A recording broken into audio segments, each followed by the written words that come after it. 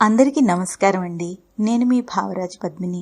మనకి ఎంత కష్టం వచ్చినా ఓర్చుకుంటాం, కానీ మన పిల్లలకి చిన్న దెబ్బ తగిలినా తల్లడిల్లిపోతాం.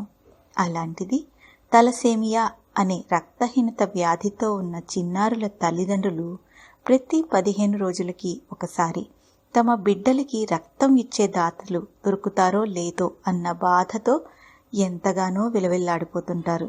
మనసు పెడితే మనము వీరికి సహాయపడచ్చు. ఎలాగంటారా? అస్వా ఫౌండేషన్ వారు డిసెంబర్ 4న హైదరాబాద్ ఎస్ఆర్ నగర్లోని కమ్యూనిటీ హాల్లో 25వ రక్తదాన శిబిరాన్ని నిర్వహించనున్నారు. చిన్నారులకి మేలు చేకూరాలన్న సహృదయంతో ఇప్పటి వరకు వారు 24 రక్తదాన శిబిరాలని నిర్వహించి ఉన్నారు. ఇందులో పాల్గొన్న ప్రతి ఒక్కరూ 3 చిన్నారుల ప్రాణం కాపాడినట్టే. కనుక ఈ మంచి పనిలో మనము పాలు పంచుకుందాం. మన సన్నిహితులకు కూడా ఈ సందేశాన్ని పంచి ఈ రక్తదాన మహాయజ్ఞంలో పాల్గొనేలా చేద్దాం. గుర్తుంచుకోండి, రక్తదానం అంటే ప్రాణదానమే.